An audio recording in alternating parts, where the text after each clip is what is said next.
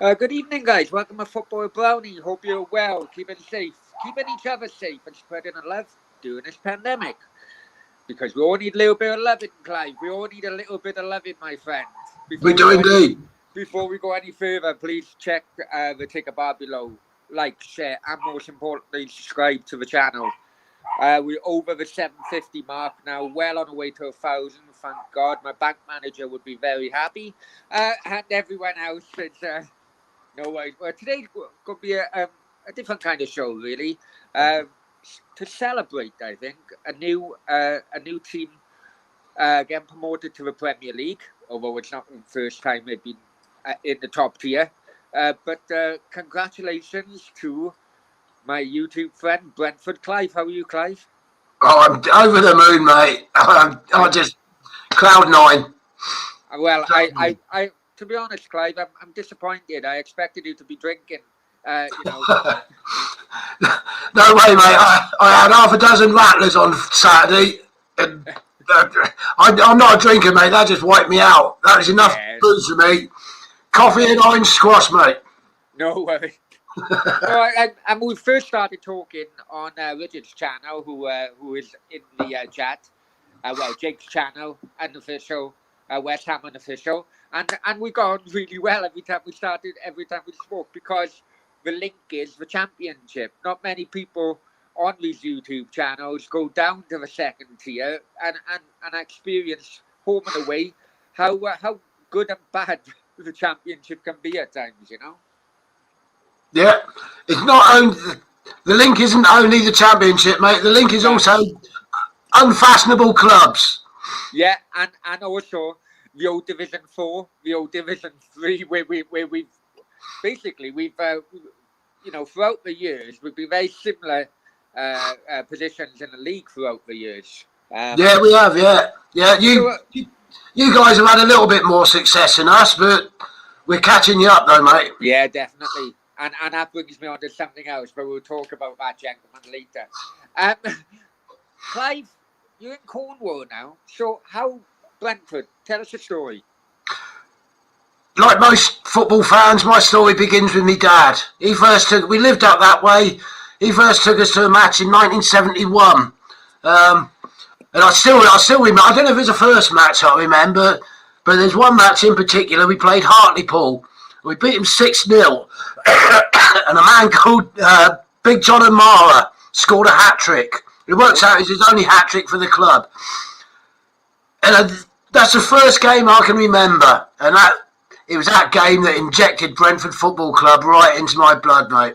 We moved away from that area. We moved to Somerset in 1974. So I was only 10. Okay. And my mum and dad owned a shop. They moved away and bought a shop, which meant that Saturdays they were busy. Yeah. So I used to go and watch a local team, Frome Town. I used to follow them home and away. Loved it. Until I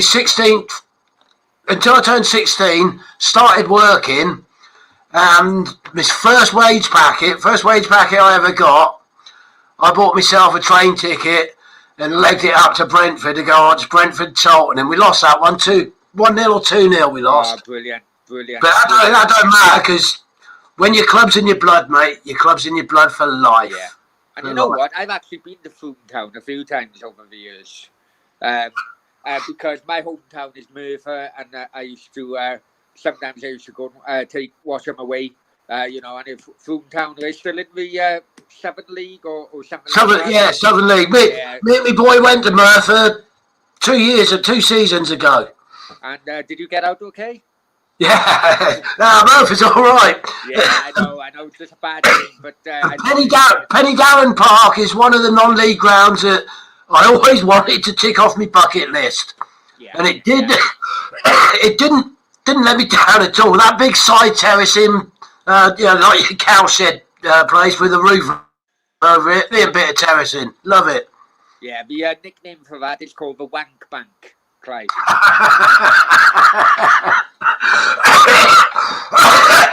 I'm not telling you how that name came, but you know. Right, so I can tell straight away that Jake's show is a little bit more professional than yours, then, mate. All the time, mate. This is the most unprofessional show on YouTube. I'm telling you, as Steve always says. Well, basically, you've been commuting, and I can go back with Brentford. If I'm honest with you, if you're from the west of the UK, I can honestly say, and I'm sure the likes of Leslie and all them, if you Cardiff fans in the chat, Brentford, because it's the west of London, used to be a great away day. It really did. Everyone says that. Yeah. The most common known fact in football is that Brentford had a pub on each corner. Yeah, that's right. Away fans loved it, mate. And even right in the Championship, teams were coming down, the likes of Villa and Derby and Forest, and they're loving our place because we still had terracing. Yeah, I know. And, I mean, looking back now, Clive, I know that last year, let's be honest, Brentford bottled it, in my opinion, last year in the final. It would have been nice to have at least 1 year in the old stadium, Griffin Park, in the Premier League, because people would have fallen in love with Griffin Park if they had the opportunity to follow their team there. They wouldn't though, mate, because the Premier League, in the Championship, we had a concession. Because when you go up, you've got 3 years to make it all-seater. The Premier League wouldn't have done that. They would have demanded that we either ground share or put seats in. And that would have knocked at least another 1,000 off of our capacity. Yeah. Ninian Park was exactly the same, actually. When I say that, Ninian Park was the same. What would have been nice is to say goodbye to Griffin Park properly, because we never got that chance, by winning promotion, automatic promotion. If the gods had been with us, and we would have been in for the last game, and we would have beaten Barnsley, and we would have gone up to the Premier League like that. But it never happened. There's a saying with Brentford fans. It's quite simple. It's Brentford, isn't it? It's going to happen, mate. It's going to happen to Brentford. The amount of times, Clive, right, I have done what I would call Judas bets, right? And I tell you what, I would play off final to Blackpool. Oh, I've never felt so bad in my life. But you know what? To make it feel a little bit better, I actually put a bet on Blackpool to win the game. Win-win. Yeah. Well, I felt awful in that game. But, I mean, going back I remember of the days of Dean Holdsworth, and I got a little story to tell you. But Dean Holdsworth, that is where he made his name. He scored an absolute ton of goals, that guy. And a little story about Dean Holdsworth, Clive. You ready for this? When I come over to Spain for the first time, I actually started talking to a girl, got to know her, blah, blah, blah. Didn't realise who she was until maybe our second time we went out. Turns out to be Dean Holdsworth's ex-wife. And you know who I'm talking about. I'm sure the days of the 90s with Sunday Sport and everything. I'm sure you know who I'm talking about. People in the chat, just Google Dean Holdsworth ex-wife. But I mean, Brentford have always been a tidy little club, really. I mean, who would Brentford fans classify the local rivalry? Would that be QPR? Would that be Chelsea, Fulham? Fulham and QPR, really. Yeah. In 1967, QPR tried to buy us out. Our chairman at the time, he was going to sell us down the river. QPR wanted us to buy us out. They were going to sell Loftus Road and move into Griffin Park and have that as their home ground and just kill Brentford. Yeah. And that set up a hell of a rivalry. But right, I got you. But over the years, QPR has always been like first and second division, and we've always been third and fourth. Yeah. But in the 1980s, Fulham weren't so great, and they were back in like the third and fourth divisions. And we developed a real rival with them then. And it's nice to bring it, to renew that rivalry. They're our biggest rivals. You got Reading down the road, which has always been a lively affair. Going back in the day. Yeah. And back in the 1970s, Watford was also another lively opponent. Yeah. And I mean, let's roll. How did the money men? What attracted to the money men to come to Brentford, Clive? Was it just because of the location? And the location near Heathrow, because his name's Matthew Benham, right? And in the 1980s, I could easily have been stood on the terraces of Brentford next to him. He's a fan. He grew up as a fan watching Brentford home and away, and he made money. He made his money by beating the bookies. Right. Okay. I don't know if I'm hitting the nail on the head properly, but he devised. I don't know if it's software or what, but he found a way where he could pinpoint where the bookies were making the wrong odds. Instead of being like, he'd find a game where a team should be, say, 3-1 or 2-1, but the bookies were offering 10-1. And bang, he'd come along and he'd lump his money on that 10-1, and sure enough, he'd win. He's now a multi-millionaire. He's got his own betting company. Smart Odds is Matthew Benham's. And he's our saviour, mate. We had Ron. Remember Ron Nodes? Yeah. That's what I'm going to ask. Just bear with me, Clive, for a minute.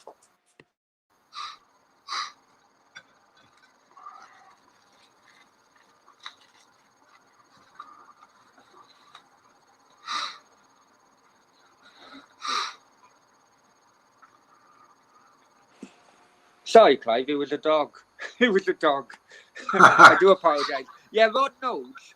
Apparently, when Samaman took over Cardiff, it was actually Ron Nodes who was the money man behind it, and Samaman just being the face. How that? Because you can't own two clubs at the same time, can you? So, is that true? Is it all just a rumour? Well, all depends who you talk to, if I'm honest with you. Right. And what year? When Samaman take over would have been around about 2001, 2002. Right, a little bit before his time with us. Well, no, about the same sort of time, actually. Because didn't Ron Nodes go to Palace as well? Yeah, he left Palace and then come to us. I got you. Although I think he may have had dealings with Wimbledon as well. Yeah, I think that's with a connection with Samaman was. But apparently, I don't know whether that was ever true. Sam would always deny it, but you never seen Sam put his hand in a pocket. It was always coming from somewhere else. So, right, well, maybe. Allegedly. Maybe. But Ron Nodes, Clive, am I right in remembering? He was owning Brentford. He sacked the manager, and he became a manager as well as the owner. Yeah, that's right. And he got us promoted as well. I never knew that, actually. He got us promoted. We used to sing a song about him on the terraces. Ronnie Nodes, he's Ronnie Nodes. Got silver hair, he's a millionaire. Ronnie Nodes. But I don't like to speak ill of the dead. But he was a bastard, mate. Yeah, I knew that. He tried screwing it. He was going to screw us to the ground. He really was. His plan was, right, to sell Griffin Park, to pay off our debts, and to move. He was going to move us and ground share with Woking, which is like about 25 miles from Brentford. I've been awoken a few times when in a conference. And so-called, the money from the sale of Griffin Park was going to be used to pay off debts and to fund a new stadium when we can find one. Yeah. But that was never going to happen. The fans formed a group called Bees United, which is like a supporters trust, right? Okay. And they found a plot of land in Brentford. They got an architect on board who was also a fan, and they designed a stadium that would fit in this small piece of land, the only piece of land that was actually in Brentford where it's possible to build a ground. Right. That was like 2002, 2001, 2002. Okay. They took those plans to Ron Nodes, and he looked at him and he just brushed them off and said, no, that's totally unfeasible. No, it's the only way to save the club is to sell up and move to Woking. Yeah. 18 years later, right, we moved into that plot of land. We moved into that ground on that plot of land. We did it ourselves without Nodes. He wanted his money back. He did lose a bit of money with us, to be honest, but he was pressured. He wanted £500,000 from Bees United, and then he was going to go, right? God knows where we were going to get that money from, but we had a secret loan from someone. They gave Bees United £500,000 to pay off Ron Nodes and to run the club. And it later transpired that mystery donation come from Matthew Benham. Brilliant. Well, brilliant story. I never knew that whatsoever, Clive. What brilliant story. When you're on about that, we wanted the ground to share basically with Woking. Would that have been around about the same time in which Salmon Wimbledon was ground sharing at Selhurst Park? Well, this was like 2002, 2003. Right, okay. Well, not far, not around that sort of time. Yeah, and I'm just wondering where you got that idea from. Okay, let's fast forward to this season, and let's be honest, Clive. Well, after last season, I thought that it may not be up for it this season. It's just unfortunate you didn't get automatic. I think looking at the fixtures, I think the March-April time, too many draws during that. Yeah, we went through a spell of having some really stupid draws. Yeah. One being Cardiff. yeah. But they say that one player doesn't make a team, right? And that's true. But we got a left back named Rico Henry, and he was out injured. And I'll tell you what, mate, there's not a Brentford fan who would disagree. If Rico hadn't have been injured, we would have gone up automatic. We would have maybe even been champions. Now, he was that influential in defence and in attack as well. Absolute brilliant player. The draws that stopped us going up, they wouldn't have been draws. We would have won. No doubt. Well, you did win a playoff, and finally it was against Swansea. I tell you what, Clive, I was panicking, I tell you.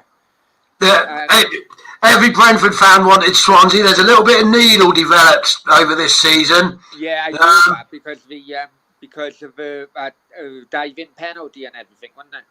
Yeah, and we did. Both games ended in 1-1 draws, and we dominated the games, both of them. But Mr. Ugly Mug, he decided that Brentford didn't deserve the points, and they were far better, and he was calling us cheats and all the rest of it. Where the real cheats was bleeding Jonathan Ayer and a couple of others. What Ivan Toney? What? Listen, Clive, we're old enough to know, but there's such a massive gap between the Championship and the Premier League. Yeah, and he didn't do anything at Newcastle, but we all know what how I read a bit about that today. Yeah. He didn't really get the chance at Newcastle. They were ploughing money into other players, and he just didn't really get a chance. Yeah. He had 2 games at Newcastle, both 5-minute cameos. Right, I got you. Yeah, but they also put him out on loan to Shrewsbury and Scunthorpe. And Peterborough, I think, as well, wasn't it? Sorry? Peterborough, was it? Well, was another one, I think? No, they came along later on. Right, okay. Yeah, okay. But even then, he never really hit the heights when he was out on loan. He's only his last 2.5 seasons. That's when he really come into his own. Right. Well, it big boots to cover Ben Rama, isn't it, as well? Yeah. We never replaced Ben Rama. To be honest, I didn't think that he stepped up doing a bigger games, as in my opinion. What, when he was with us? Yeah, when Ben Rama, against he did. Not in the final, he didn't. No, not in the final, he didn't. Ollie Watkins as well. Yeah, come the final. But then, is that because their heads had already been turned and they already knew that they were going to be playing in the Premier League? Yeah, which brings me back on to Tony, is that surely he has to give Brentford at least a year go in a Premier League before going. But we all know what football is like. We do, but our chairman's already came out a couple of days ago on Sky TV and said that Ivan Toney is not for sale. Not this year. He's going to be playing week in, week out, Premier League football, week in, week out. There's no reason for him to go apart from that. Yeah, no worries at all. Okay, all right, Clive. On that note, can I just congratulate you from the bottom of my heart? I'm sure people in the chat want to congratulate you and Brentford for finally making it to the Premier League. Nice one, mate. Thank you. And I look forward to speaking to you soon. And good luck to Brentford. You deserve it. Absolutely deserve it. I do. Nice one, mate. Thanks a lot. And one day it'll sink in because it still hasn't yet. Oh, I can imagine. Imagine. It won't until the fixtures come out, man. Yeah, I can't wait, mate. Can't wait. The only thing against it is we got season tickets, right? We had them frozen over, so we're guaranteed to go to all the home games. Yeah. But the only thing with the Premier League is they don't kick off 3 o'clock on a Saturday afternoon, do they? Yeah, I know. I know. Look, I've already apologised to my son for upsetting his schooling next year. He's gutted, Brownie, gutted. No problem.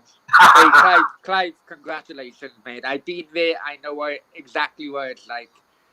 Let's hope you have a better experience in the Premier League in Cardiff, because Brentford, they do deserve it. Yeah, well, we'll find out, won't we, mate? We'll find out. Many thanks for joining me. Much appreciated, Clive. Nice one. It's a pleasure, Brownie. See you again, mate. Bye-bye. See ya.